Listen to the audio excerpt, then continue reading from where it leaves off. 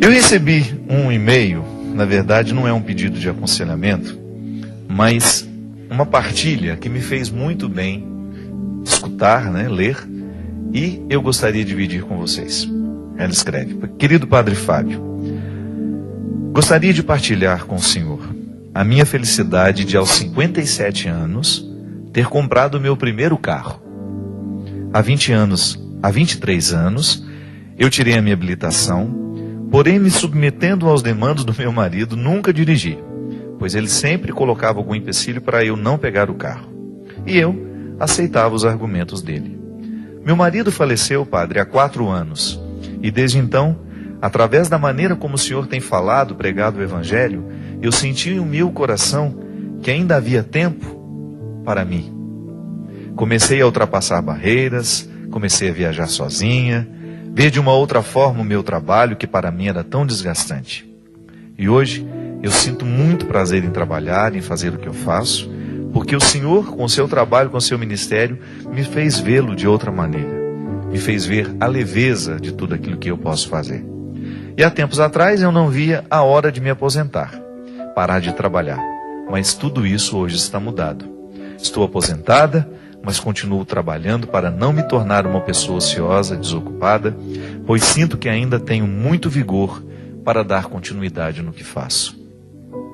Mas a graça que tenho em viver e de almejar novas conquistas, como a compra deste carro, que agora conto ao Senhor, que se deu ontem, vem de encontro à sua maneira de me mostrar que, apesar dos meus 57 anos, ainda há tempo para novos sonhos, para novas realizações. Deus o abençoe, Padre. Vera Vicentini Torres. A Vera é uma pessoa que eu vejo sempre nos meus eventos, está sempre por perto, sempre que ela pode, mas eu desconhecia essa participação minha na vida dela, assim. E fico muito feliz mesmo. E eu acredito que esse testemunho, ele é muito válido nos dias de hoje. Tem tantas pessoas que, com tão pouca idade, já estão desanimadas dos sonhos, já perderam a apetência da vida. Como é triste identificar que às vezes nós perdemos o desejo de viver. Por quê? Porque muitas vezes nós estamos construindo um jeito de viver que não favorece coisas boas. Nós estamos todos muito assustados, inclusive tem também uma partilha aqui, a Roseli, de São Bernardo do Campo, que escreveu: Padre Fábio, eu não estou conseguindo assimilar a notícia de que esse garoto de 13 anos tenha matado os pais e os outros parentes em sua casa e depois ter cometido suicídio. O que está acontecendo com a nossa sociedade, Padre? Onde foram parar os nossos valores? As pessoas, as famílias? O que precisamos aprender com tudo isso? Será que estamos olhando os nossos filhos com olhos amorosos? Será que estamos conseguindo transmitir valores que realmente tenham significado em suas vidas? Que tipo de exemplo a sociedade vem dando para os nossos jovens? Tanta corrupção, tanta violência. Diariamente abrimos as portas das nossas casas para os noticiários que nos alimentam da dor alheia. Verdadeiras aulas de como roubar, matar, sequestrar são oferecidas gratuitamente através das novelas, dos filmes. Ensina-se tudo, menos o respeito, o amor. Em função das necessidades, pais passam a trabalhar mais do que deveriam para poder garantir um mínimo de conforto e de educação para os seus filhos. Mas com isso vem a carência, a grande lacuna que se abre entre pais e filhos. Hoje já nem conhecemos mais os amigos dos nossos filhos, não sentamos mais para ouvir suas histórias, seus medos, seus sonhos. Acreditamos que suprir as necessidades materiais vai ajudá-los a enfrentar suas dificuldades, vai ensiná-los a ser pessoas melhores. Mas nos enganamos muito, muito mesmo. Ouvi que esse garoto já tinha manifestado na escola o desejo de ser um matador de aluguel e que tinha desejo de matar os pais. E aí me pergunto, o que a escola fez? É um assunto muito delicado para ter sido desconsiderado, caso esse fato realmente tenha ocorrido. Providências deveriam ter sido tomadas no sentido de alertar os pais para um comportamento tão estranho.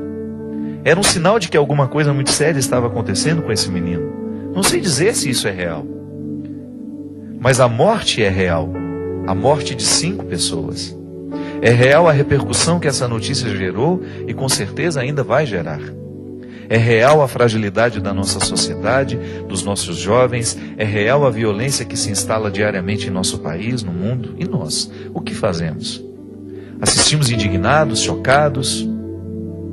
É preciso que nossa tristeza e indignação seja transformada numa arma de mudança, mudança de valores, de atitudes.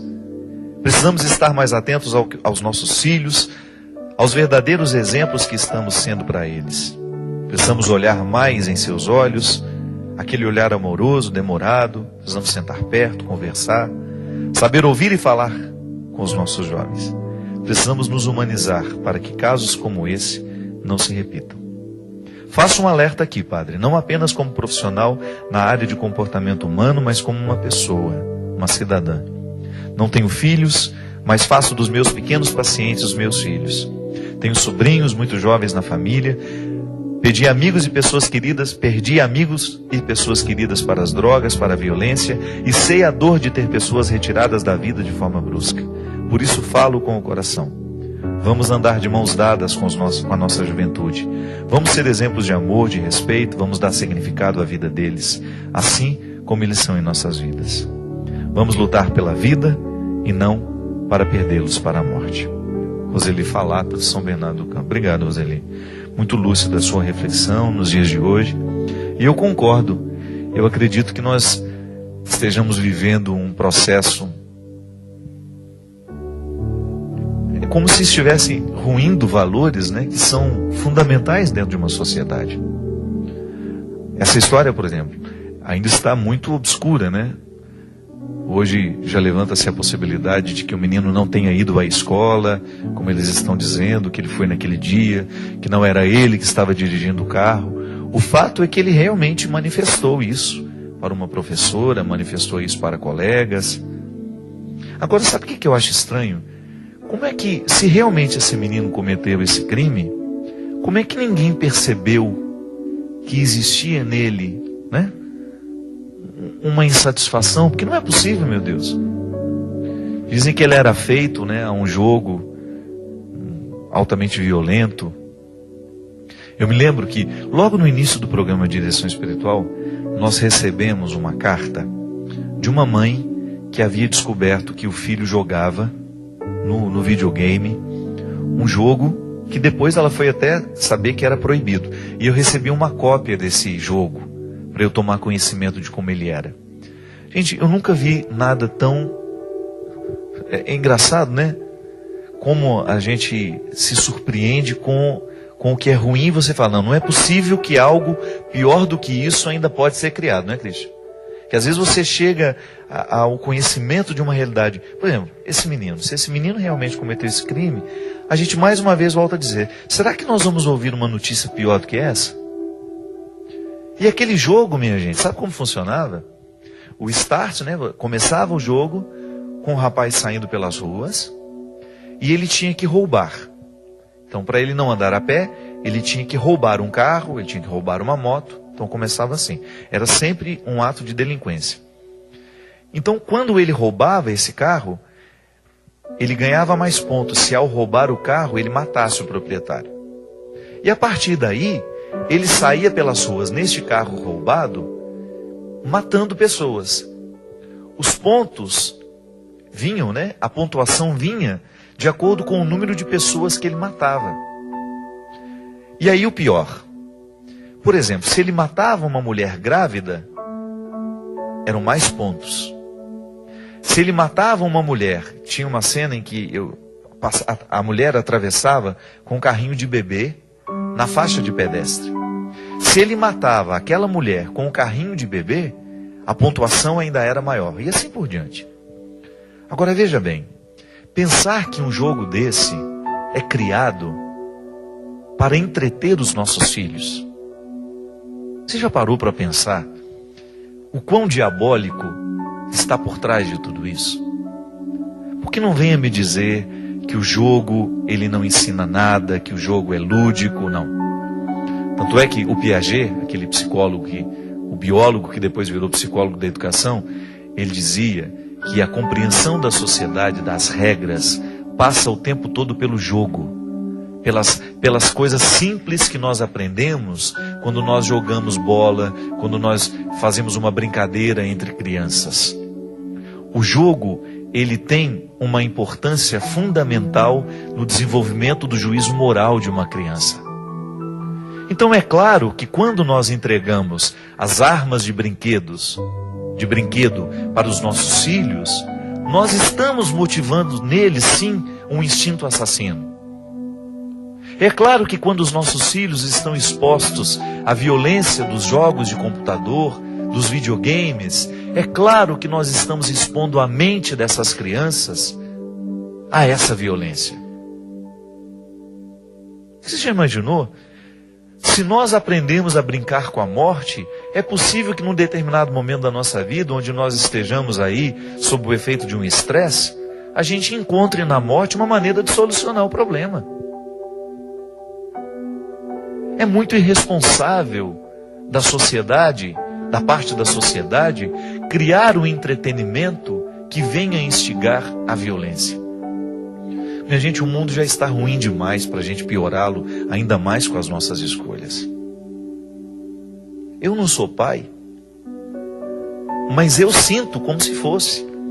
Quando eu vejo um jovem, uma pessoa desperdiçando a vida com um crime hediondo como esse, ou até mesmo morrendo antes da hora porque alguém foi educado a partir dessas regras de violência, ou porque alguém encontrou no entretenimento da violência, moldou o seu caráter a partir dessas brincadeiras violentas, que aparentemente podem ser inocentes, né?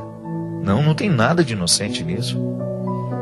Eu lembro que na minha época, o pior que nós tínhamos era aquele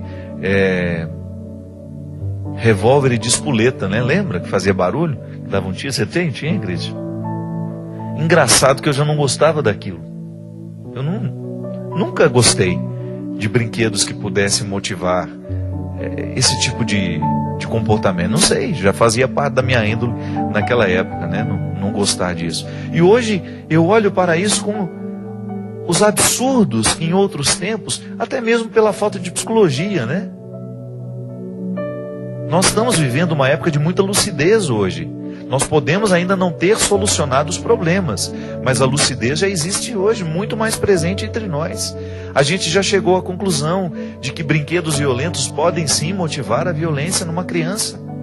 E que quando nós vamos comprar o entretenimento dos nossos filhos, nós temos de pensar nos malefícios que eles poderão causar. Nos malefícios que este entretenimento poderá causar na vida dos nossos filhos. E aí você entra no processo da educação, né, nesse país, tão negligenciado nos nossos últimos governos.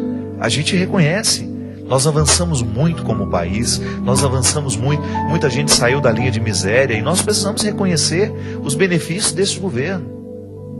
Mas nós também precisamos reivindicar que a educação no nosso país seja levada a sério, porque tudo isso, minha gente, está ligado, sabe a quê? Porque não adianta você retirar uma pessoa da linha de miséria e ela começar a ter o direito de entrar neste mundo de consumo, de se alimentar melhor, de viver melhor, se nós não damos a ela a oportunidade de educar o desejo. Essa é a grande transformação que o país precisa viver. Sabe, é quando você dá condições de uma pessoa desejar o que realmente é importante, o que realmente é nobre na vida. É lamentável que nós tenhamos de conviver com uma sociedade que está cada vez mais nivelando por baixo o entretenimento dos nossos jovens.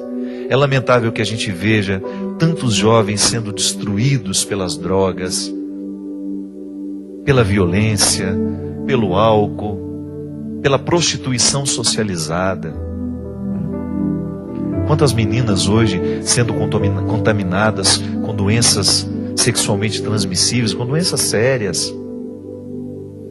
Muitas meninas com 13, 14 anos já tendo câncer por causa do bendito HPV. O vírus grave. Quantas crianças já sendo expostas a uma prostituição socializada. O corpo nem está preparado para isso e já estão vivendo uma vida sexual. Por quê? Porque nós nos acostumamos, começamos a achar que é normal que os nossos filhos sejam tão sexualizados tão cedo, perdendo o valor da infância, perdendo o valor, sabe, do que é lúdico, da brincadeira que promove o encontro e que não tenha o poder de provocar na cabeça da criança, de repente, um motivo que a leve a ser violenta num determinado momento da vida.